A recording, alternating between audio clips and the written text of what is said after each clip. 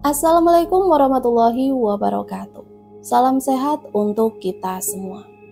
Semoga kita semua selalu mendapat lindungan Allah Subhanahu wa Ta'ala ya. Diberikan nikmat sehat walafiat serta dimudahkan segala urusannya. Amin ya robbal alamin. Kesempatan kali ini Mimin akan membagikan satu cerita misteri. Seperti apa? Ceritanya, mari kita mulai.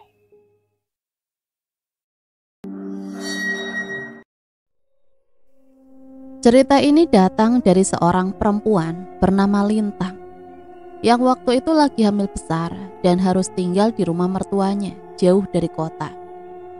Dan ya, dari situ semua keanehan dimulai. "Mas, ini beneran harus balik ke kota?" Suara Lintang pelan, ragu. Matanya tak lepas dari wajah suaminya, Adit, yang lagi sibuk mengecek barang-barang di mobil. Adit langsung menoleh, senyumannya masih kayak biasa, hangat. "Sayang, kan udah kita bahas. Aku cuma ke kota sebentar, ngurus kerjaan. Sebelum kita benar-benar pindah ke sini, aku harus beresin semua. Di sini ada ibu, juga Nuri, jadi kamu gak sendiri."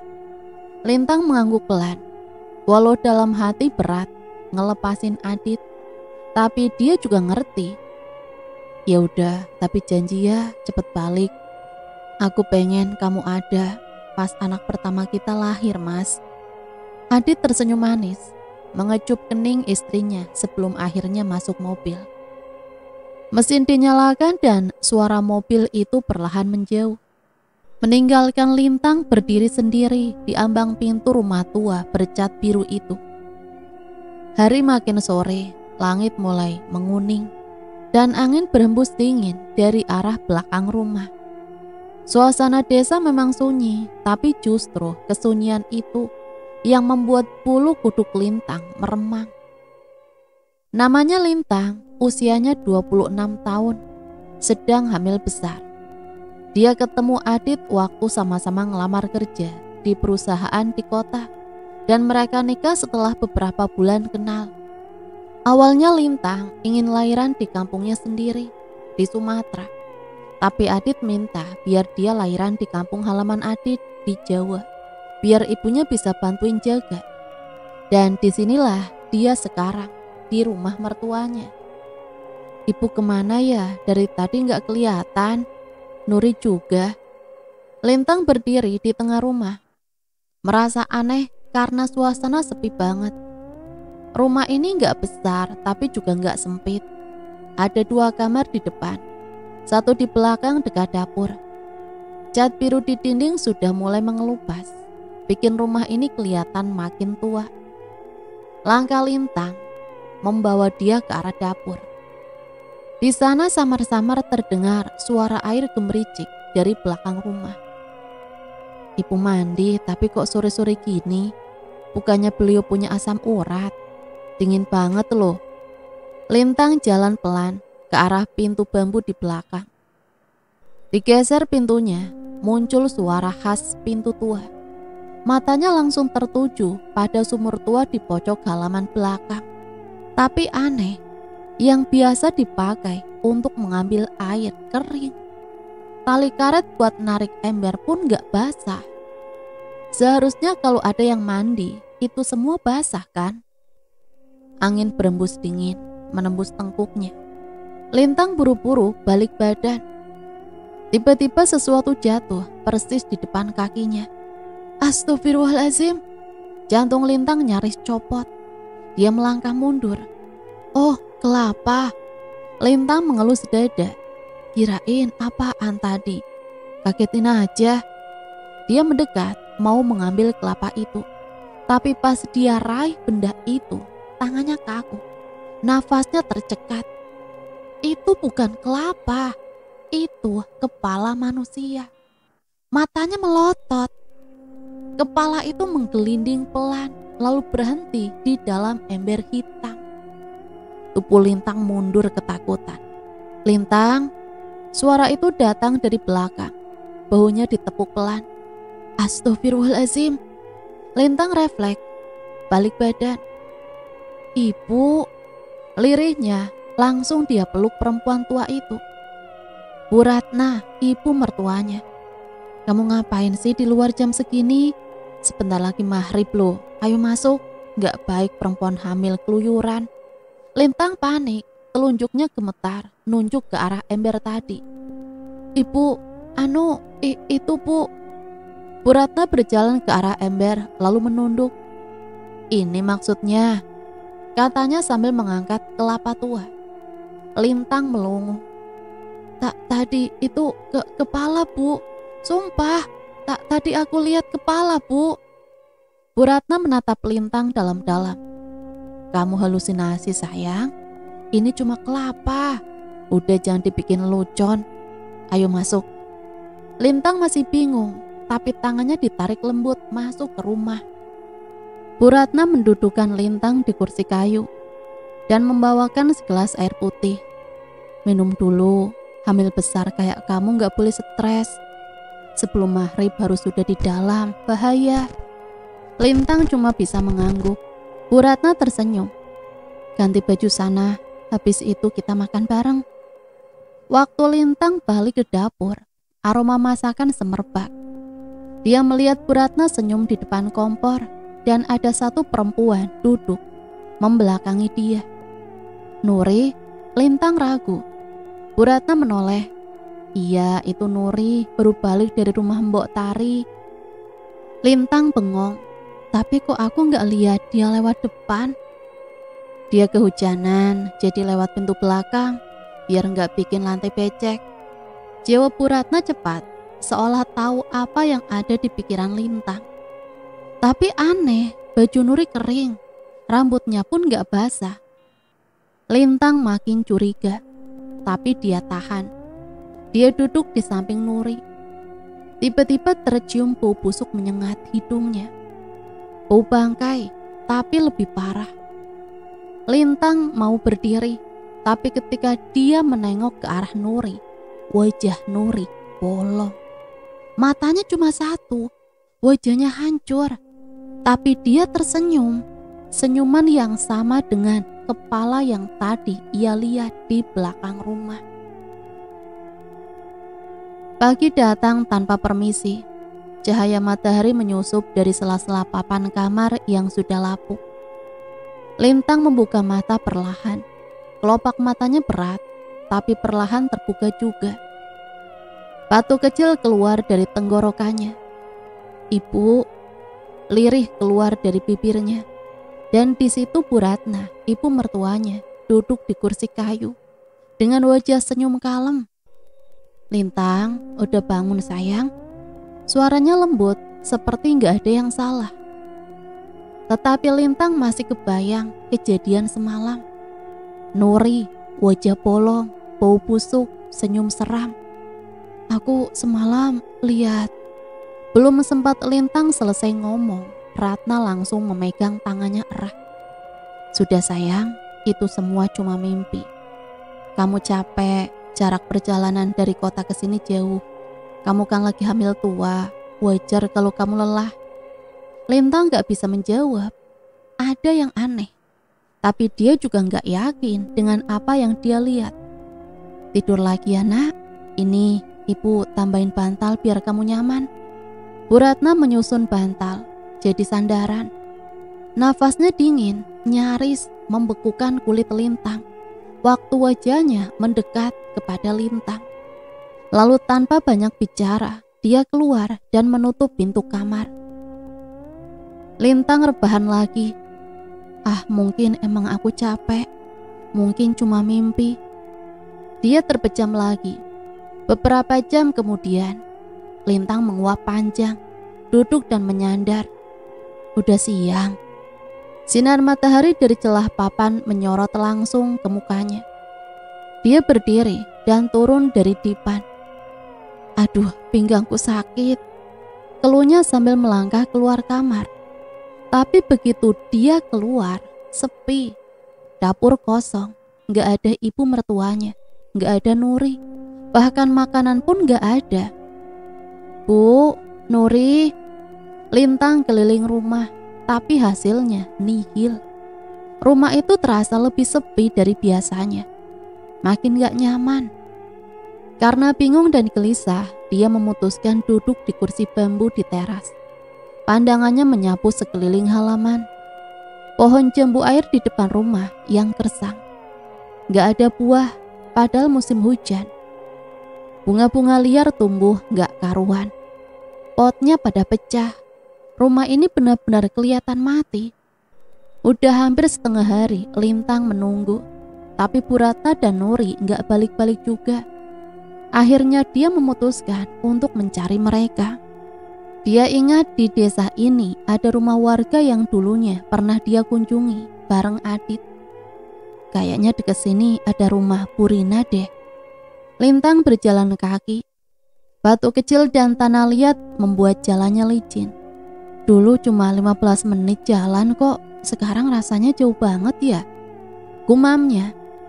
Hamil besar membuat dia makin berat melangkah. Sampai akhirnya, nah itu dia. Dia melihat rumah papan tua dengan halaman luas. Seorang perempuan parubaya sedang menyapu halaman. "Permisi," teriak Lintang pelan. Tapi wanita itu tidak menyaut, tetap saja menyapu. "Permisi Bu." Ibu itu tetap tidak menggubris. Lintang nekat, dia maju dan menepuk bahu si ibu. "Permisi Bu." Wanita itu langsung berhenti. Pelan-pelan dia memutar badan. Wajahnya pucat, tangannya gemetar. Tapi yang paling seram, jari telunjuknya menunjuk ke belakang Lintang. "Ya Allah," bisik si ibu. Mukanya ngeri. Lintang langsung menoleh. Tapi belum sempat dia melihat apapun, ibu itu menarik tangannya dengan kasar. "Masuk, buruan masuk." Pintu rumah ditutup keras-keras. Lintang terduduk kaget. Nafasnya ngos-ngosan. "Ada apa Bu?" Dia melirik ibu itu yang lagi bisik-bisik doa sambil memegang dadanya. Wanita itu gemetar. "Kamu dari mana, Dok?" "Dari rumah Bu Ratna, Bu. Saya menantunya." Si ibu langsung pucat, tangannya gemetar. "Jadi kamu dari rumah ujung sana?" Lintang mengangguk. Wanita itu mendekat, duduk di sisinya. "Sini dulu, saya ambil sesuatu." Lintang masih syok, tapi baru saja si ibu jalan ke dalam. Suara ketukan dari pintu depan terdengar. "Lintang," itu suara ibu mertuanya. "Ibu." Lintang mau membuka pintu. "Jangan Dok, jangan." Si ibu tadi langsung menyambar tangan Lintang yang akan membuka pintu. "Itu bukan ibumu, Dok. Itu bukan ibumu." Lintang bingung. "Itu pasti Bu Ratna, Bu. Ibu saya, ibu mertua saya." "Bukan, Dok. Percaya sama saya. Jangan buka pintunya." "Tapi aku harus pulang, Bu." Lintang mulai panik. Tangannya menarik gagang pintu lagi. "Kalau kamu buka, kamu bakal nyesel, Dok." Suara ibu mertuanya di luar makin keras. "Lintang." "Menyesal bagaimana, Bu?" "Jawabannya akan datang saat suamimu pulang," bisik ibu itu. Pelan tapi dalam. Lintang bengong. Apa maksudnya? Dia makin ragu tapi penasaran juga. Dan rasa takutnya kalah dengan rasa penasaran itu. Pelan-pelan dia membuka pintu. Begitu pintu dibuka, Lintang membeku di tempat. Di depan sana ada wanita merangkak dengan baju merah berlumuran darah. Lidahnya panjang mengikat lehernya sendiri. Matanya bolong, mulutnya jahitan, tapi tetap menyeringai sambil berjalan pelan ke arah Lintang. "Kak, kakak." Seketika Lintang pingsan. Tubuhnya jatuh keras ke lantai. "Namaku Rina. Aku tinggal di desa ini sejak lahir, udah puluhan tahun. Aku tahu desa ini tenang dari luar, tapi banyak hal yang gak kelihatan oleh mata. Banyak yang disembunyikan, dan sebagian besar lebih baik gak kamu tahu." Hari itu sore, angin bertiup pelan. Langit sudah mulai berwarna jingga. Aku memutuskan untuk menyapu halaman sebentar sambil menunggu suamiku, Rudi, yang lagi ke surau. Di depan rumahku ada pohon kapuk besar, sudah tua. Daunnya sering gugur, jadi tiap hari harus disapu, biar rumah kelihatan bersih. Tapi baru juga aku menyapu beberapa kali. Permisi, aku kaget, refleks noleh ke belakang. Astagfirullah, di hadapanku berdiri seorang perempuan hamil tua. Wajahnya pucat, ngos-ngosan. Tapi bukan dia yang membuat jantung aku nyaris copot. Di belakangnya berdiri sesuatu. Makhluk tinggi, kulitnya mengelupas, matanya bolong, bibirnya dijahit kasar sampai ke telinga. Dia berdiri sambil menyeringai, tangannya menunjuk ke mulut, menyuruh aku untuk diam. Aku panik, aku langsung tarik si ibu hamil itu ke dalam rumah. Pintu kututup secepatnya dengan kasar, ku gembok semua. Ya Allah, lindungi kami ya Allah. Aku duduk di lantai, menyebut namanya terus-terusan. Wanita itu belakangan aku tahu namanya Lintang. Duduk di lantai gemetar. Dia bilang dia menantu dari Bu Ratna. Aku langsung kaku. Hati kecilku bilang, kenapa dia sampai ke sini? Aku jalan ke dapur, menutup semua jendela, gorden, dan pintu belakang. Gak boleh ada celah, makhluk itu masih di luar. Tapi waktu aku balik, Lintang berdiri di depan pintu. Tangannya udah digagang pintu. Saya mau pulang, Bu. Aku samperin dia cepet-cepet. Jangan dibuka, Nduk, jangan dibuka. Kamu gak tahu apa yang kamu hadapi. Itu ibu mertua saya, Bu. Dia manggil saya. Itu bukan ibu mertuamu, Nduk. Lintang nangis, panik, tapi tetap nekat. Tapi aku harus pulang, Bu. Aku harus nemuin Mas Adit. Aku tarik dia. Dengerin ibu, Nduk. Jangan buka pintu itu, atau kamu bakal menyesal. Dia menoleh ke aku. Menyesal, kenapa, Bu? Aku tarik nafas dalam-dalam. Karena jawaban semua pertanyaanmu ada waktu suamimu pulang, Nduk. Lintang membeku. Mungkin dia menyangka aku gak waras. Tapi aku tahu siapa yang berdiri di balik pintu itu. Dan benar saja, beberapa detik kemudian dia membuka pintu. Dan seketika Lintang pingsan.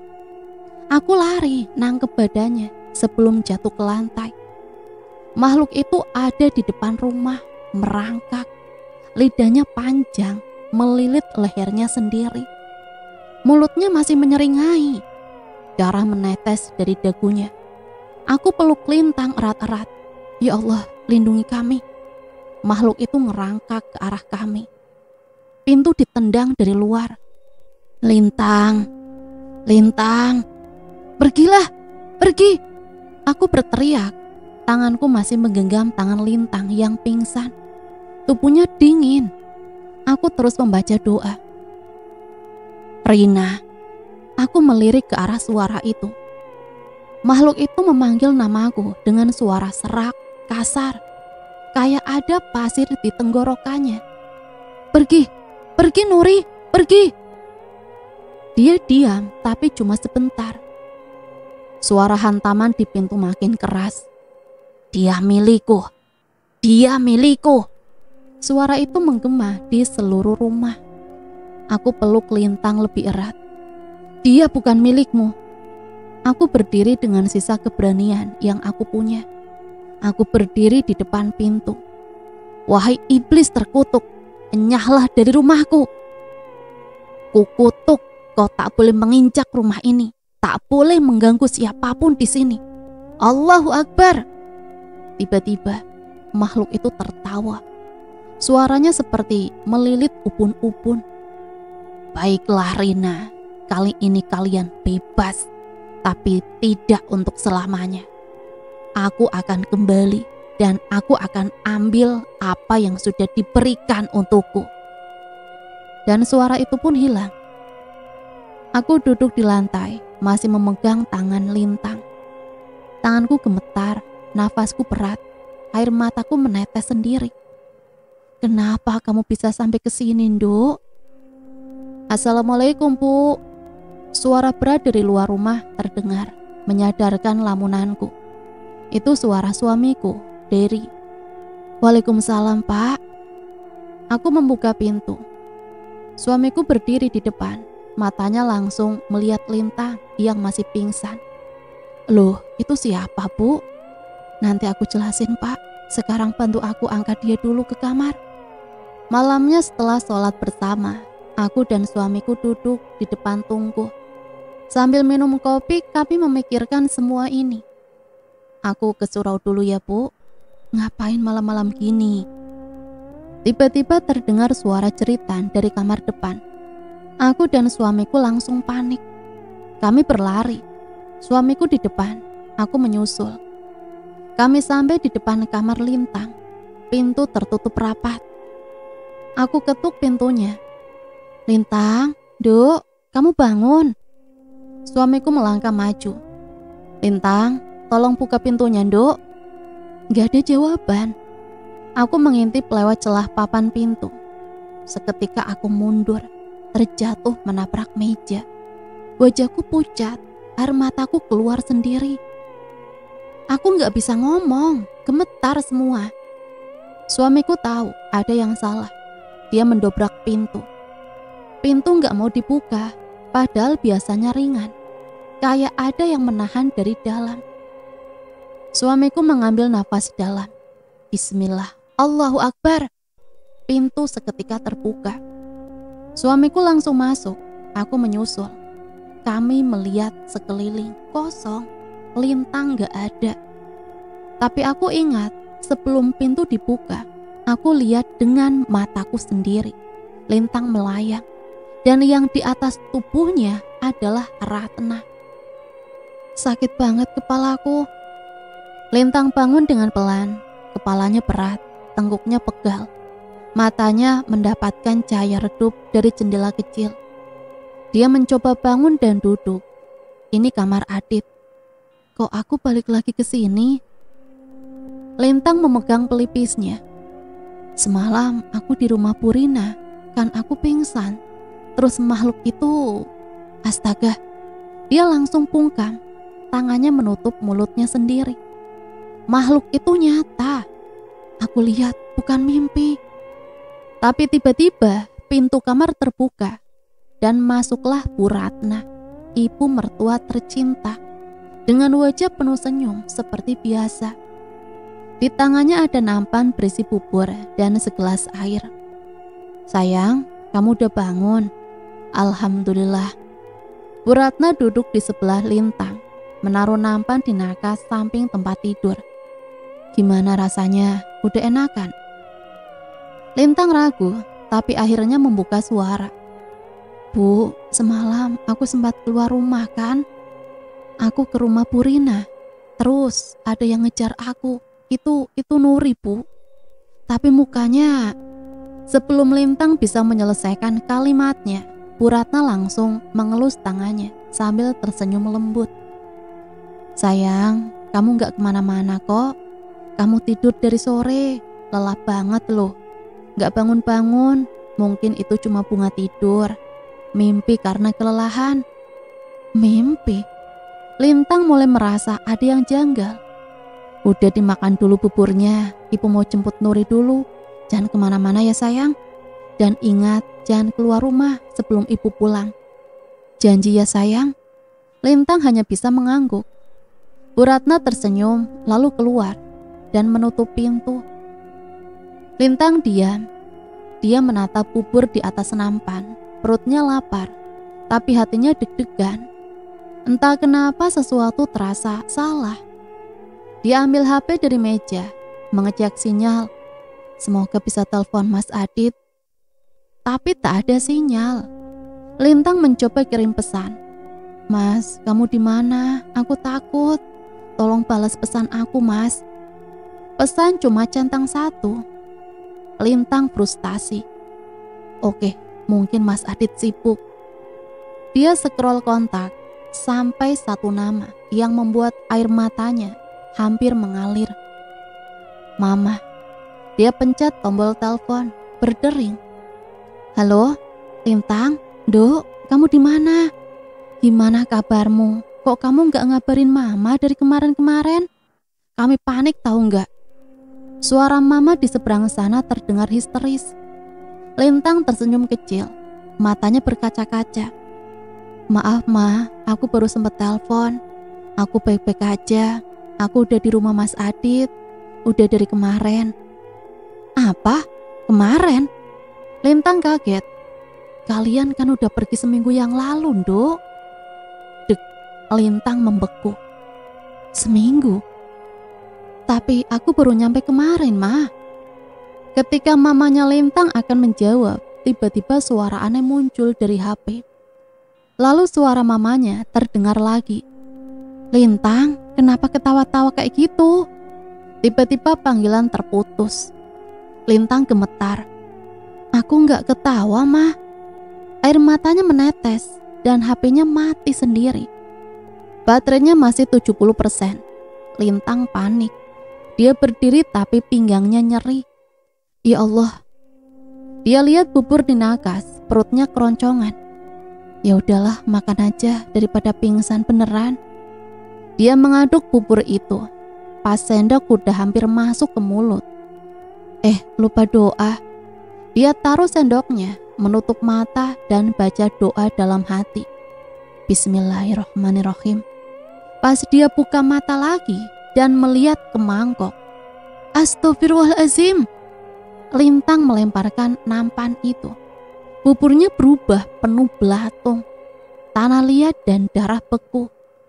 Nafasnya berat, dia lari ke pintu kamar. Tiba-tiba pintu terkunci. Dia lari ke pintu dapur, juga terkunci. Panik. Dia jalan pelan-pelan ke arah satu-satunya pintu yang terbuka. Kamar Bu Ratna. Pintu itu membuka sendiri tanpa suara, seolah mengajak dia masuk. Dia melangkah masuk. Bau busuk menyengat hidungnya. Lintang menutup mulutnya. Ini bukan bau tikus mati. Ini kayak bau kuburan. Dia lihat-lihat kamar itu. Kamar tua, spray dekil, selimut hitam. Ada meja kecil dan lemari kayu lawas. Di atas meja itu ada album foto tua. Dia ambil dan tiup debunya. Tertulis, kenangan-kenanganku. Ratna Setiasi. Lintang membuka halaman pertama. Foto pernikahan tua. Bu Ratna dan suaminya berdiri tersenyum. Lalu halaman berikutnya, foto dua anak kecil. Di bawahnya tertulis Bayu Setiaji, Jana Setiasi, putra putri tercinta. Lintang melongo. Jana, siapa itu? Bukannya adiknya Mas Adit namanya Nuri. Lintang mulai merasa ada yang disembunyikan. Dia menutup album, keluar kamar. Tapi saat dia balik badan, sesuatu melesat cepat di luar pintu. Dia menoleh. Siapa di sana? Teriaknya, tapi hening. Sampai akhirnya, kayak ada sesuatu menggelinding ke kakinya. Lintang melihat ke bawah. Astagfirullahaladzim. Sebuah kepala. Dan dari balik pintu, Nuri muncul. Wajahnya hancur, satu matanya copot. Senyumannya sobek sampai ke telinga. Kakak ipar, kita ketemu lagi. Lintang masih terduduk di kursi kayu. Tangannya gemetar memegang segelas air putih yang disodorkan oleh Bu Ratna. Nafasnya belum juga stabil setelah melihat kepala mengerikan itu, atau apapun itu. Tapi Bu Ratna bilang itu cuma kelapa tua. Kamu lagi lelah, Nak. Hamil besar juga. Kemarin-kemarin pasti capek banget. Istirahat aja dulu. Besok kalau udah segar, semua akan jadi lebih baik, kata Bu Ratna dengan suara lembut. Tapi ada sesuatu dalam matanya. Sesuatu yang membuat Lintang tak bisa sepenuhnya percaya. Lintang menoleh ke arah pintu belakang. tepat dia melihat benda itu lagi, berlumuran tanah dengan rambut basah dan mata terbuka. Dia menelan ludah. Ini bukan hayalan, pikirnya. Tapi jika dia terus membantah, siapa yang akan percaya? Malam turun dengan cepat, langit gelap seperti tertutup kabut tebal. Tidak ada bulan, hanya angin dingin yang berdesir pelan dari sela-sela pohon kapuk di halaman depan. Lintang kembali ke kamarnya. Suasana terasa lebih sempit. Udara pengap, padahal jendela sudah dibuka lebar. Ia mencoba tidur, badannya lelah, tapi pikirannya tak tenang. Beberapa menit kemudian, terdengar suara dari balik tempat tidur. Sekilas terdengar seperti seseorang sedang mengetuk lantai. Pelan, tapi berirama. Tapi makin keras dan makin cepat. Lintang duduk tegak, jantungnya berdebar kencang. Ada orang di bawah, bisiknya parau. Ia menarik selimut, lalu perlahan merunduk. Tangannya gemetar saat merogoh ke bawah ranjang untuk menarik tirai penutup. Dan sebuah tangan keluar mendadak. Kulitnya pucat, jari-jarinya panjang dan kurus, menyentuh pergelangan tangan Lintang. Lintang ingin berteriak, tapi suaranya hilang. Tubuhnya kaku, matanya membelalak saat wajah itu muncul dari balik tempat tidur. Wajah Nuri, yang satu matanya copot. Mulutnya tersenyum sampai ke telinga. Darah mengalir dari sudut bibirnya. Kakak ipar, kamu cari aku ya? Kita ketemu lagi.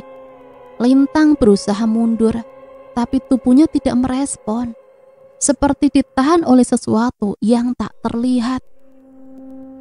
Makhluk itu menjulurkan lidahnya yang berdarah. Aku punya adik, kakak ipar. Aku punya kakak juga. Tapi mereka semua sudah mati. Tiba-tiba pintu kamar terbanting keras. Lampu menyala. Pak Dudi dan Bu Rina masuk. Lintang, Dok. Lintang terjatuh dari kasur. Nafasnya terengah-engah. Tangannya semakin gemetar. Dia ada di bawah tempat tidur. Nuri ada di situ. Teriak Lintang histeris. Pak Dudi langsung mengecek bawah tempat tidur. Bu Rina ikut membantu, tapi kosong, tidak ada apa-apa. Hanya debu dan kelelawar kecil yang terbang karena kaget. Sudah, Nduk, ayo kita ke rumah ibu. Kamu harus istirahat benar-benar. Besok kita ke surau, biar Ustadz doain. Lintang ingin bertanya, tapi suaranya sudah habis. Dia hanya bisa diam dan mengikuti perintah Bu Rina. Keesokan paginya, Lintang memutuskan untuk menyelidiki lebih dalam. Dia kembali ke rumahnya dan ke kamar ibu mertuanya, Bu Ratna. Album foto itu masih ada di lemari tua tertutup kain hitam. Dia buka album itu lagi. Foto-foto keluarga, Bayu dan Jana. Putra-putri tercinta. Jana, siapa Jana? Gumam Lintang. Dia ambil HP mencari informasi tentang keluarga suaminya. Riwayat keluarga besar Adit tidak banyak yang dia tahu. Saat pacaran pun Adit jarang cerita soal masa lalunya. Lintang mengetik nama Jana Setiasi, hasilnya nihil. Lalu ia mengetik Bayu Setiaji. Satu hasil muncul, artikel lama dari koran daerah. Tragedi keluarga di desa Marahpati 12 tahun lalu. Lintang klik, isinya membuat nafasnya tersengal. 2 anak dari pasangan Ratna dan almarhumah Heri Setiaji dinyatakan meninggal secara misterius. Bayu 14 tahun dan Jana 17 tahun ditemukan dalam kondisi tidak utuh di belakang rumah mereka. Penyebab kematian belum diketahui secara pasti, namun warga menyebutkan bahwa mereka dibawa oleh sesuatu yang tak biasa. Lintang menutup mulutnya, air matanya meleleh. "Adit, kenapa kamu gak pernah bilang apa-apa?" Malam harinya Lintang memutuskan untuk pergi. Dia pulang ke Sumatera, tapi mobil suaminya hilang. Tak ada transportasi umum kecuali ojek pangkalan. Dan para ojek menolak membawanya malam-malam, apalagi kalau udah maghrib. "Mbak, pamali bisa bahaya kalau nekat." Akhirnya Lintang memutuskan untuk berjalan kaki. Mungkin sampai ke kecamatan lain. Tapi begitu keluar pagar rumah, "Lintang," suara itu datang dari belakang, serak dan dingin. Lintang menoleh.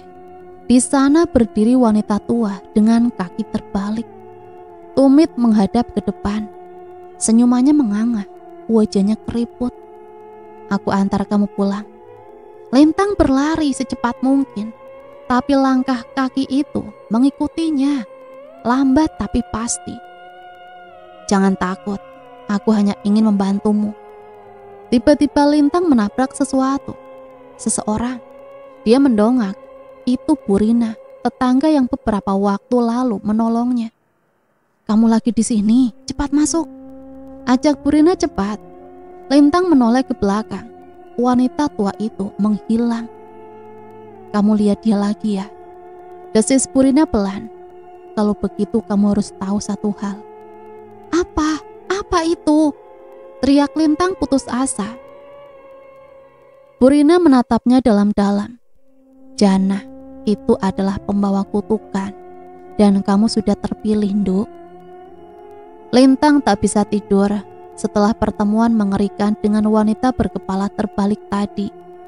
Pikirannya tak pernah berhenti berputar. Purina bilang satu hal, "Kamu sudah terpilih, tapi dipilih untuk apa?" Ia duduk di meja dapur, melihat Bu Ratna memasak bubur hangat. Bau bawang merah menyengat hidungnya. Bau yang sama saat ia bangun kemarin pagi. Saat ia masih berpikir itu hanya mimpi buruk. "Ibu akan kembali ke kamar, tidurlah." Kalimat itu terngiang-ngiang, tapi bukan suara ibu mertuanya, itu suara Nuri. Lintang menggigil. "Kamu ngelamun aja, Nak," kata Bu Ratna sambil menyodorkan mangkok bubur. "Makan ya biar kuat." Lintang menatap bubur itu ragu. Bau aneh menyusup dari dalam mangkok. Bukan cuma bawang, ada sesuatu yang amis, seperti darah. Saya belum lapar, Bu. Lagi enak." Bu Ratna tersenyum, senyum yang biasa. Tapi matanya kosong. "Kamu harus makan, Lintang. Ini resep turun-temurun untuk menjaga janinmu tetap sehat." Lintang menelan ludah. Tangannya gemetar. Ia mencoba berdiri. "Saya mau ke kamar dulu, Bu. Masih agak pusing." Bu Ratna diam sejenak, lalu mengangguk pelan. "Ya sudah, istirahat. Nanti kalau udah siap, kita ke belakang rumah. Ada sesuatu yang harus kamu lihat." Lintang terdiam. Belakang rumah? Tempat ia melihat kepala itu kemarin. Ia mengangguk pelan, lalu berjalan keluar dapur. Langkahnya terasa berat, seolah ada sesuatu yang menempel di punggungnya. Di kamarnya Lintang membuka HP. Sinyal tetap nihil. Ia mencoba menghubungi Adit lagi. Centang abu-abu. Ia buka aplikasi, mencatat, menulis semua yang ia ingat. Semua keanehan, semua yang ia dengar dari Purina. Jannah adalah pembawa kutukan. Dan kamu sudah terpilih. Lintang menutup mata. Bayu dan Jannah. Adit tak pernah cerita soal dua nama itu. Padahal ia punya saudara. Saudara yang mati misterius. Dan sekarang Lintang merasa seperti penggantinya. Malam tiba dengan cepat. Udara semakin dingin. Hujan rintik mulai turun. Lintang mendengar suara langkah dari luar kamarnya. Langkah itu berhenti di depan pintu. Lintang mematung. Pintu berderit perlahan terbuka. Yang masuk bukan orang hidup. Itu Nuri. Wajah hancur, satu matanya bolong, bibirnya sobek sampai telinga. Tapi tangannya membawa sesuatu. sebuah boneka kain rusak berlumuran tanah. Boneka itu bergerak dan berbisik, "Ayo main." Lintang ingin berteriak, tapi suaranya hilang. Tubuhnya kaku. Nuri mendekat, lalu tiba-tiba pintu kamar dibanting keras. Cahaya lampu menyala. Bu Ratna datang. "Kamu kenapa, Lintang?" Lintang menoleh ke tempat Nuri tadi berdiri. Kosong. Hanya boneka itu yang masih ada di lantai. Bu Ratna mengambil boneka itu dan seketika matanya membelalak. "Ini boneka milik Jannah." Lintang mendongak. "Siapa Jannah?" Bu Ratna menghela nafas panjang. "Aku akan menceritakan semuanya besok, tapi malam ini jangan tidur sendiri. Jannah mungkin sudah mulai mencarimu." Lintang duduk termenung di ruang tamu. Udara rumah ini terasa berat, dingin. Meski matahari masih belum tenggelam sepenuhnya, suara angin yang berdesir pelan di luar seperti bisikan-bisikan tak jelas. Ia menggosok perutnya pelan, berusaha menenangkan janin dalam kandungannya. Tapi entah kenapa, bayi itu juga terasa gelisah. "Ibu akan melindungimu, sayang." Tiba-tiba pintu belakang berderit. Lintang mendongak. "Bu Ratna." Tidak ada jawaban. Dia berdiri perlahan, langkahnya ragu menuju dapur, lalu membuka pintu belakang sedikit. Kosong, hanya pohon kapuk tua yang bergoyang perlahan. Di bawahnya, tampak tanah sedikit menggelembung, seperti baru digali. Lintang menelan ludah. "Itu cuma kelapa, Nak." Ucapan Bu Ratna tadi pagi masih terngiang-ngiang di kepalanya. Benarkah itu hanya kelapa? Lintang memutuskan untuk masuk lagi. Saat dia balik badan, "Lintang." Suara serak dingin menggema dari arah atas. Lintang menoleh ke tangga. Di sana berdiri Nuri. Wajahnya hancur. Satu matanya copot, bibirnya tersenyum sampai ke telinga. Tangannya memeluk boneka kain yang rusak. Apa kamu tidur di kamarku malam ini?" Tanyanya dengan suara bergetar. Nuri tertawa pelan. "Kamar itu bukan punya kamu. Itu milik dia." "Milik siapa?" Nuri menjulurkan lidah panjangnya, lalu berbisik, "Jannah." Sebelum Lintang sempat bertanya lebih lanjut, Nuri hilang begitu saja, seolah lenyap dalam asap. Lintang mundur perlahan. Nafasnya tersengal. Dia berlari menuju kamar depan, kamar yang biasa ia tempati, dan mengunci pintunya rapat-rapat. Malam turun dengan cepat, langit gelap tanpa bulan. Hanya lampu redup kamar yang menemani Lintang. Matanya mengantuk, tapi pikirannya tetap waspada. Ia mencoba membaca doa-doa penangkal yang biasa dibacakan ibunya waktu kecil. Tapi suaranya berhenti ketika suara kayu berderit dari luar kamar. Seperti ada yang berjalan pelan di atas lantai kayu. Lintang menahan nafas. Langkah itu berhenti tepat di depan pintu. "Lintang." Suara wanita tua, serak dingin. "Ayo tidur bersama. Kamu sudah dipilih." Lintang menutup mulutnya, air matanya meleleh. "Jangan dibuka!" Teriakan dari luar membuat Lintang tersentak. Itu suara Purina. Lintang cepat-cepat membuka jendela. "Purina, ada apa?" Purina berdiri di halaman, wajahnya cemas. "Kamu harus pergi dari sini malam ini juga, Nduk. Kamu gak aman di rumah ini." "Tapi aku gak bisa keluar sendiri. Mobil Mas Adit gak ada, Bu." "Cepat ambil barang-barangmu, Nduk. Aku tunggu di pinggir jalan. Aku antar kamu ke surau. Biar Pak Ustadz bacakan doa penawar." Lintang ingin menolak, tapi intuisinya berkata lain. Dia mulai mengemasi beberapa barang-barangnya. Tapi saat dia lewat di depan cermin, wajahnya tersenyum. Padahal Lintang tidak tersenyum. Lintang mundur, ngeri. Dia cubit pipinya, menampar dirinya sendiri. Wajah itu tetap tersenyum. Apa yang sudah menempel padaku? Teriak Lintang putus asa. Saat Lintang akhirnya berhasil keluar dari kamar, pintu depan terbuka sendiri. Di luar Pak Dodi dan Bu Rina sudah menunggu. Bahkan Bu Ratna pun ada di sana. Lintang, mau kemana kamu?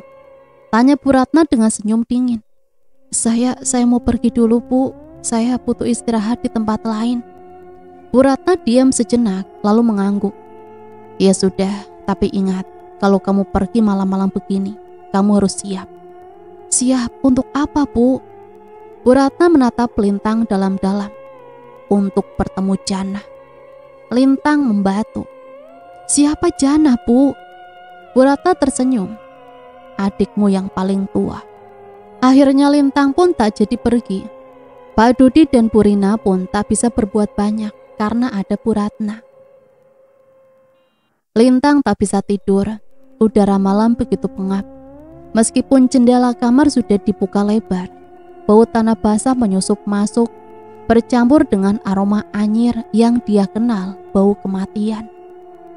Dia melirik jam dinding, jarumnya menunjukkan pukul 2 dini hari. Suara kayu berderit dari lantai atas, seperti ada yang berjalan pelan-pelan di sana.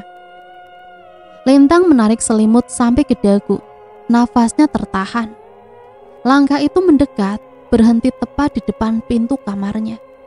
Lintang memejamkan mata, berdoa dalam hati. Pagi datang tanpa damai, langit tetap mendung. Burung-burung gagak berkumpul di atap rumah seolah menunggu sesuatu. Lintang turun ke dapur. Bu Ratna sedang memasak bubur hangat. Sudah bangun, Nak? Makan dulu ya, kata Bu Ratna sambil menyodorkan mangkok. Lintang menatap bubur itu ragu. Bau amis masih tersisa dari kemarin. Bu, saya nggak lapar, lagi enak, Bu. Bu Ratna diam sejenak lalu tersenyum. Makanlah, biar janinmu tetap sehat. Lintang menelan ludah, tangannya gemetar. Malam itu seperti malam-malam sebelumnya. Tak ada malam damai untuk Lintang. Tiba-tiba sebuah foto keluarga tergeletak di lantai. Foto itu, Lintang dan Adit saat acara lamaran. Tapi bukan itu yang membuat ngeri. Yang membuat gemetar adalah di belakang mereka berdua ada bayangan wanita berambut panjang dan senyum menganga. Bayangan itu mirip sekali dengan dirinya sendiri. Malam itu Lintang bertemu Bu Rina lagi. Ia membawa foto itu sebagai bukti. Apa ini? Pertanda apa? Tanya Lintang parau. Bu Rina melihat foto itu, matanya membelalak. Ini tanda kalau kamu sudah mulai terhubung dengan dunia lain, Dok. Maksud Bu Rina? Bu Rina menatap Lintang dalam-dalam. Jannah dulu juga punya masa seperti ini. Dia mulai lupa nama dirinya sendiri dan nama jiwa-jiwa yang menempel padanya. Kamu harus waspada, karena setiap kali kamu lupa wajahmu, kamu akan menjadi milik mereka. Lintang menelan ludah. Milik siapa, Bu? Bu Rina menghela nafas. Milik arwah keluarga Pak Malik. Lintang akhirnya memutuskan untuk kabur. Malam itu juga ia mengemas beberapa barang, menyelinap keluar lewat pintu belakang. Udara malam begitu dingin, langit gelap tanpa bulan. Ia berjalan pelan-pelan melewati pohon kapuk tua. Tapi begitu sampai di ujung jalan, ada suara langkah di belakangnya. Lintang tidak berani menoleh. Langkah itu makin dekat. Lintang, suara Bu Ratna. Lintang berlari secepat mungkin. Tapi langkah itu mengikutinya. Lambat tapi pasti. Kamu sudah dipilih seperti Jannah, Lintang. Lintang terjatuh dan tiba-tiba gelap. Di dalam rumah Bu Rina, suasana tegang. Bu, kenapa aku di sini, Bu? Semalam, suami saya menemukanmu pingsan di jalan, Dok. Terus dia membawanya ke sini. Kamu harus dengarkan Ibu. Kamu gak bisa kabur. Selama kamu masih hamil, kamu adalah target utama mereka. Lintang menatapnya putus asa. Kenapa harus aku, Bu? Kenapa bukan orang lain? Purina menatapnya dalam-dalam. Karena kamu adalah pengantin jannah dan kamu akan menjalani ritual pamali yang sama dengannya. Lintang gemetar. Ritual apa? Purina menghela nafas panjang. Ritual pengantin jiwa agar kutukan keluarga mertuamu tetap berlangsung turun-temurun. Lintang membeku. Ya, kamu harus mati, Nduk, agar keluarga mereka tetap hidup. Lintang duduk termenung di dalam rumah Purina. Nafasnya masih tersengal setelah kabur dari rumah mertuanya. Tubuhnya lemas, tapi yang paling membuatnya tak tenang adalah satu pertanyaan yang terus berputar. Kenapa aku? Kenapa harus aku yang jadi pengantin jannah? Purina memberinya segelas teh hangat. Minumlah, Nduk, ini akan bantu kamu tenang. Lintang mengambil gelas itu dengan tangan gemetar. Ia menyeruput pelan. Rasa teh itu aneh, pahit dan amis. Apa ini aman untuk janinku? Tanyanya ragu. Purina menatapnya dalam-dalam. Kamu gak perlu khawatir lagi dengan janinmu, Nduk. Kamu sudah bukan ibu biologisnya lagi. Kamu sudah menjadi bagian dari mereka. Lintang membeku. Maksud ibu? Purina tidak menjawab. Dia hanya menghela nafas panjang.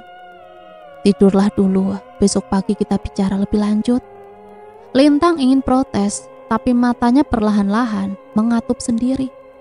Tubuhnya terasa berat dan sebelum dia sempat melawan, mata itu pun tertutup. Lintang bermimpi, tapi bukan mimpi biasa. Dia melihat masa lalu sebuah rumah kayu tua di tengah hutan. Seorang anak perempuan sedang duduk sendiri di pojok kamar. Umurnya sekitar 7 tahun, wajahnya cantik, polos, tapi matanya berkaca-kaca. Di sudut lain seorang wanita parubaya, Bu Ratna, sedang memasak sesuatu di atas api kecil. Bau anyir menyengat hidung. Anak itu menangis pelan. Bu, saya takut, Bu. Bu Ratna tidak menoleh. Ini demi keluarga, Jannah. Kamu harus kuat. Lintang menyadari itu. Dia adalah Jannah. Dan ia menyadari juga dia sedang melihat masa lalu Jannah saat masih hidup. Api di depan Bu Ratna membara. Asap hitam membumbung tinggi. Bau daging terbakar menusuk hidung. Lintang menutup mulutnya, menahan tangis. Tiba-tiba suara tawa serak dari balik pintu. Nuri muncul. Dan seperti biasa, dengan wajah rusak, mata copot, senyum sobek. Sekarang giliran kamu. Bisik Nuri sambil menjulurkan lidah panjangnya yang berdarah. Lintang mencoba bangun, tapi tubuhnya kaku. Ia masih bermimpi dan mimpi itu belum selesai. Lintang terbangun mendadak, nafasnya tersengal, keringat dingin membasahi pakaiannya. Ia melihat ke cermin di hadapannya dan wajahnya tersenyum. Padahal Lintang tidak tersenyum. Ia cepat-cepat menutup cermin dengan kain. Apa yang terjadi padaku? Teriaknya putus asa. Purina masuk.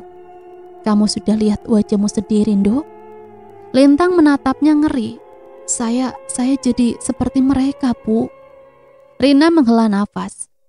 Kamu sudah mulai kehilangan kendali atas dirimu, Nduk. Itu artinya ritual pamali sudah dimulai. Lintang mundur ke sudut kamar. Apa itu? Ritual apa? Purina duduk di sebelahnya. Ritual pergantian jiwa. Setiap generasi keluarga besar Adit harus mengorbankan satu anggota keluarga yang suci. Biasanya istri atau menantu. Jiwa itu akan menggantikan Jannah agar kutukan keluarga tetap bertahan. Lintang menutup mulutnya, air matanya meleleh. Bagaimana cara menghentikannya, Bu? Purina terdiam sejenak. Ada satu cara, tapi sangat berbahaya. Lintang mendongak. Apa itu, Bu? Purina menatapnya dalam-dalam. Kamu harus menghadapi bayanganmu sendiri. Bayangan yang sudah dicemari oleh jiwa Jannah. Lintang menelan ludah. Dan kalau kau gagal, Purina menghela nafas panjang. Kamu akan hilang selamanya, dan Janah akan kembali. Malam itu Lintang memutuskan untuk kembali ke rumah mertuanya. Purina tidak bisa menghentikannya. Aku harus ketemu bayangan itu, Bu. Aku harus ambil kembali wajahku sendiri. Lintang berjalan seorang diri di jalanan desa yang gelap. Udara malam begitu dingin. Hanya cahaya bulan samar yang menemani langkahnya. Sampai akhirnya ia berdiri di depan rumah itu. Rumah mertua seperti menunggu kedatangannya. Lintang membuka pintu perlahan. Lintang. Suara serak dari belakang. Lintang menoleh. Di sana berdiri dirinya sendiri, tapi bukan dirinya yang dulu. Matanya kosong, bibirnya tersenyum menganga. Tangannya penuh darah. Kamu datang juga, kakak ipar. Lintang mundur. Siapa kamu? Apa yang kamu lakukan pada tubuhku? Bayangan itu tersenyum. Saya adalah kamu, tapi saya juga Janah. Lintang menutup mulutnya. Jadi selama ini kamu ada di dalam diriku. Bayangan itu tertawa pelan. Kamu pikir kamu bisa lari dari dirimu sendiri? Lintang mengepalkan tangannya. Kalau begitu, aku akan ambil kembali tubuhku. Bayangan itu mendekat, langkahnya ringan, senyumannya makin lebar. Ayo main. Lintang berdiri tegak di tengah ruangan keluarga rumah itu. Bayangan dirinya yang menyerupai Janah mendekat pelan-pelan. Senyumannya menganga, matanya kosong, tapi auranya dingin, begitu nyata. Kamu datang juga, kakak ipar. Lintang mundur selangkah, nafasnya tersengal-sengal. Tapi ia tahu ini adalah pertempuran terakhir, bukan hanya melawan makhluk gaib, tapi melawan dirinya sendiri. Bayangan itu menjulurkan tangannya, kulitnya pucat, darah mengalir dari sudut mulutnya. Matanya tidak berkedip. Kamu bukan aku, desis Lintang parau. Bayangan itu tertawa pelan. Bukankah selama ini kamu merasa bukan dirimu lagi? Kamu lupa kapan terakhir kali kamu bercermin dan melihat wajah aslimu. Lintang mengepalkan tangannya. Aku akan ambil kembali tubuhku. Coba saja kalau berani. Cahaya bulan redup menyelimuti ruangan. Di luar suara burung hantu memecah kesunyian. Lintang merokok sakunya, mencari sesuatu yang ia bawa dari Purina. Sebuah cermin kecil, ia ambil perlahan lalu mengarahkannya ke arah bayangan itu. Dan bayangan itu berteriak. Suara seraknya menggema, membuat lampu di dalam rumah berkedip-kedip. Bayangan itu menutup wajahnya dengan kedua tangan. Jangan, jangan. Lintang tidak mundur, ia terus mengarahkan cermin itu. Kamu bukan aku tidak takut padamu. Bayangan itu menatap cermin, dan di dalam refleksi itu, wajahnya bukan miliknya sendiri. Itu wajah Janah. Bayangan itu mulai menghilang perlahan-lahan, tapi sebelum sepenuhnya lenyap, ia berbisik. Kamu tidak bisa kabur dariku selamanya, karena aku bagian dari mereka, dan kamu sudah menjadi bagian dari kami. Lintang menutup mata, nafasnya masih belum stabil. Lintang, suara Bu Ratna. Lintang membuka mata. Bu Ratna berdiri di depan pintu, wajahnya tenang seperti biasa, tapi matanya kosong. Kamu sudah berhasil mengalahkannya. Tanyanya pelan. Lintang ragu. Saya pikir iya, Bu. Bu Ratna tersenyum. Bagus, sekarang kamu bisa jadi bagian dari keluarga kami selamanya. Lintang membeku. Maksud Ibu? Bu Ratna mendekat. Kamu sudah berhasil melewati ritual pamali. Kamu mengalahkan bayanganmu sendiri. Artinya jiwa Janah sekarang benar-benar telah hilang. Dan kamu adalah penggantinya. Lintang mundur, ngeri. Tidak, saya tidak mau. Bu Ratna tersenyum. Kamu gak punya pilihan lagi, nak. Tiba-tiba suara ketukan pintu di luar terdengar. Lintang menoleh cepat. Dari balik terdengar suara Pak Dudi. "Lintang, Bu Ratna, ada apa di dalam? Saya dengar teriakan." Lintang memanfaatkan momen itu. Ia berlari ke arah pintu, membukanya cepat. "Pak Dudi, tolong saya, Pak." Pak Dudi langsung masuk, melihat ekspresi Lintang. Dia tahu ada yang salah. "Ada apa, Nduk?" Lintang menunjuk Bu Ratna. Dia bukan manusia. Dia ingin jadi saya pengganti Jana." Pak Dudi menatap Bu Ratna. Bu Ratna tetap tersenyum. "Keluarga kita harus utuh selama-lamanya." Pak Dudi menatap Lintang dalam-dalam. "Kamu harus pergi dari sini malam ini juga, sebelum semua berubah lebih buruk." Lintang mengangguk. Lintang akhirnya berhasil keluar dari rumah itu. Ia meninggalkan semua kenangan buruk bersama keluarga mertuanya. Ia pulang ke Sumatera, tinggal bersama orang tuanya, dan melahirkan bayi laki-laki yang sehat. Namun setiap kali ia melihat cermin, wajahnya tersenyum sendiri. Dan kadang saat malam gelap tanpa bulan, ia mendengar bisikan, "Kamu sudah menjadi bagian dari kami." Sedangkan Adit tak tahu sekarang dia ada di mana. Yang terpenting untuk Lintang, dia sudah terlepas dari keluarga itu. Dan dia sudah hidup bahagia dengan orang tuanya. Walaupun kadang-kadang bayangan ketakutan itu masih ada dalam hatinya. Ia mencoba selalu berdoa dan pasrah kepada Yang Maha Kuasa. Dan cerita selesai sampai di sini. Semoga cerita ini bisa menemani hari-hari teman-teman semua ya. Sampai di sini Mimin pamit undur diri, mohon maaf apabila banyak salah kata. Sampai berjumpa kembali di cerita-cerita misteri selanjutnya. Matur nuwun, wassalamualaikum warahmatullahi wabarakatuh.